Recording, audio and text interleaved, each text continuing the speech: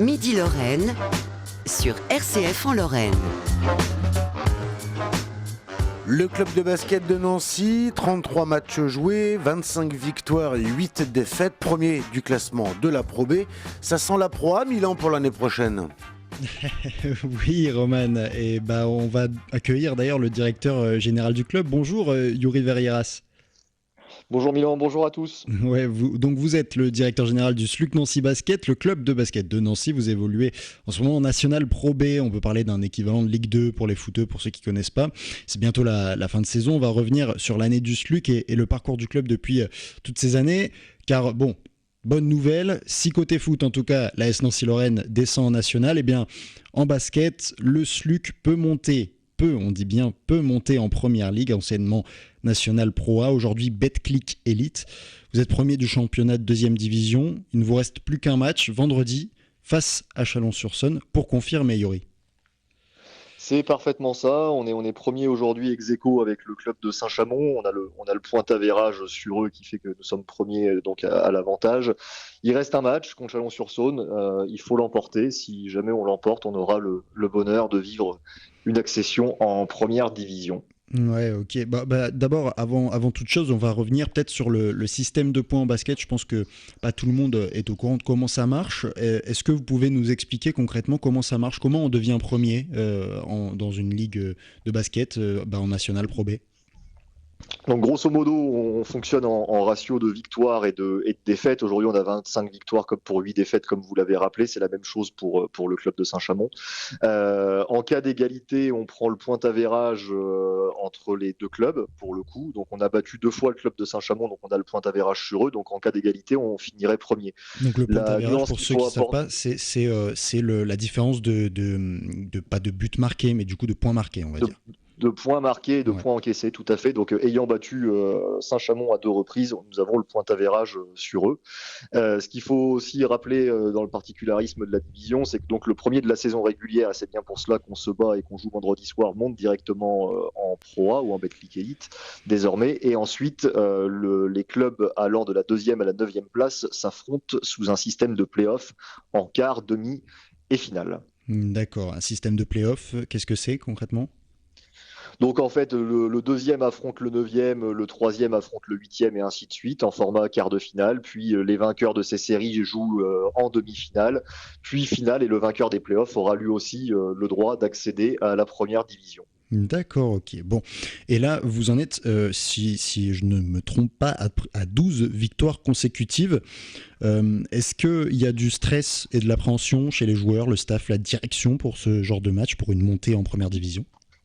Il y a beaucoup d'excitation mécaniquement. L'enjeu notamment du staff sportif est justement de rester un petit peu dans sa bulle, de ne pas changer les habitudes, de considérer qu'on va jouer un dernier match de la saison, qu'on a bien travaillé auparavant, et que c'est ce match-là qui doit venir valider tout le job qui a été fait en amont. Alors oui, c'est un match mécaniquement un petit peu particulier. On essaye cependant de préserver tout le monde de cela et d'arriver le plus serein possible, mais il y a évidemment et mécaniquement un peu d'excitation, parce que ce ne sera pas un match complètement comme les autres. Ouais, et c'est comme ça qu'on aborde ce genre de match. Un de vos joueurs, le capitaine, je crois, en l'occurrence, disait dans le vestiaire, c'est une semaine comme les autres. C'est l'état d'esprit dans lequel est le club entier en ce moment ? Tout à fait, et principalement l'équipe sportive. D'un point de vue administratif, c'est forcément un petit peu différent, puisqu'il y a beaucoup d'engouement, notamment autour de la billetterie pour venir assister au match. Il y a forcément des petits protocoles un petit peu différents. Donc pour les équipes administratives, on est un petit peu en phase entre guillemets extraordinaire du travail. Pour l'équipe, on tâche au maximum de les préserver de cela, et au contraire de garder ses routines et ses habitudes qui, force est de constater, nous ont plutôt bien réussi cette saison, puisque si jamais on a la chance aujourd'hui de disputer un match pour la montée, c'est bel et bien qu'on a plutôt bien bossé tout au long de la saison. Ouais, c'est ça justement le secret pour accéder à une place de première division. J'imagine que si tout le monde l'avait, tout le monde le ferait, mais c'est ça, c'est la continuité et au final la régularité pour vous ? Il y a une vraie continuité, il y a de la régularité dans un championnat qui est très dur. On peut quand même se rappeler qu'on a été battu une fois par le club de Rouen qui est relégué en 3e division. On peut se rappeler qu'on a perdu 2 fois contre nos voisins alsaciens. On peut se rappeler qu'on a perdu 2 fois contre le club de Tours qui aujourd'hui lutte encore pour son maintien. Donc c'est un championnat qui est excessivement dense. On n'a pas paniqué, y compris dans les temps un petit peu plus faibles. On fait une grosse série qui est en cours et qui, on l'espère, va durer un match de plus, évidemment. Mais voilà, c'est de garder évidemment beaucoup de continuité, beaucoup de sérénité le plus possible dans un milieu qui est toujours pointé par l'urgence.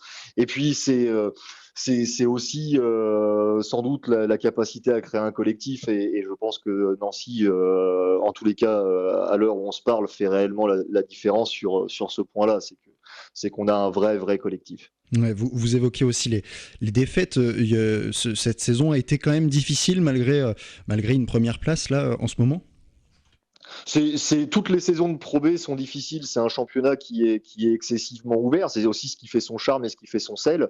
On va pas se mentir. Tous les ans, quand Nancy est en Pro B, il y a un petit peu ce côté épouvantail. On est toujours estampillé ancien club de Pro A. Donc il y a forcément pour les adversaires aussi une motivation parfois supérieure à jouer Nancy que certaines autres équipes et sans porter injure à nos concurrents évidemment. Mais voilà, c'est un championnat très ouvert. Donc c'est un championnat où il faut avoir les nerfs solides, faire le dos rond dans des moments un petit peu plus durs, parce qu'on sait qu'une saison c'est quand même très long et qu'il y a des moments qui sont un petit peu plus durs. On n'a pas paniqué. Le coach avait dit qu'il souhaitait qu'on arrive plutôt bien placé pour le sprint final qui démarrait en avril. On était placé et aujourd'hui on sort du bois et à nous de garder la première place sur la dernière marche qui nous reste à jouer vendredi soir.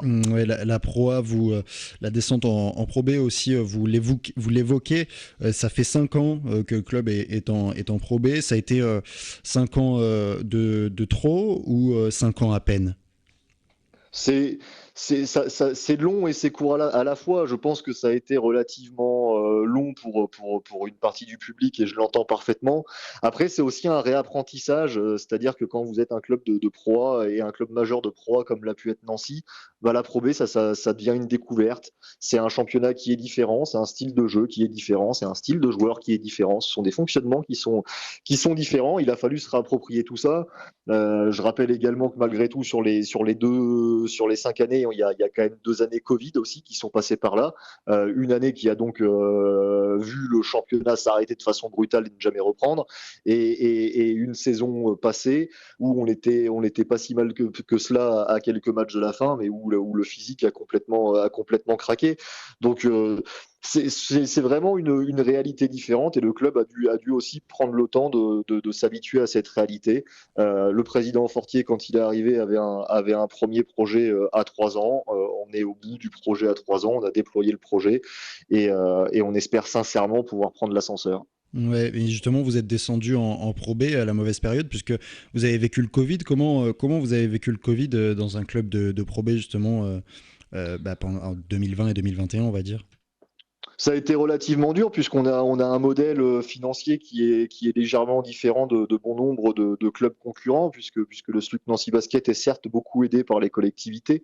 Malgré tout, il faut rappeler que 70% de notre budget est constitué par des ressources privées que sont principalement les partenaires et notre public, notre grand public. Donc ça a été 2 passages très compliqués où on s'est fait du souci, y compris sur la capacité pour le club à pouvoir tenir le choc économiquement. On a été magnifiquement accompagné par l'ensemble de nos soutiens, que ce soit les collectivités, les partenaires, nos abonnés. On a pu passer ce cap-là qui a été frustrant, mais on va juste remettre les choses dans le contexte. On gérait un club de basket et on n'était pas en train d'essayer de soigner des gens qui étaient entre la vie et la mort. Donc restons très mesurés et raisonnés sur ce qu'on dit. Mais voilà, ça a été 2 saisons forcément qui ont été frustrantes. Par contre, on a vraiment fait en sorte et on s'est vraiment attaché à pouvoir continuer à déployer notre projet de club une fois de plus et à se consolider pour pouvoir être prêt le moment venu à aller jouer à l'étage au-dessus. Ouais, à l'étage au-dessus. Et justement, l'étage au-dessus, il représente quoi concrètement, financièrement, pour les subventions, etc., pour un club comme le SLUC Nancy Basket? C'est très sincèrement, ça va être un deuxième chantier et on espère avoir à le mener le plus vite possible, évidemment. Comme je le disais, certes, le SLUC a dû réapprendre à l'époque à vivre en Pro B, et le SLUC demain, si jamais par bonheur on arrive à monter, le SLUC va devoir réapprendre aussi à exister en Pro A. La Pro A d'il y a 5 saisons ou 6-7 saisons n'est plus du tout la même qu'aujourd'hui. Aujourd'hui, on a des clubs qui sont ultra dominants, comme l'Asvel, comme Monaco. On a des clubs qui ont très bien bossé. Je pense à la JDA Dijon, je pense à Bourg-en-Bresse, et je ne cite pas tout le monde.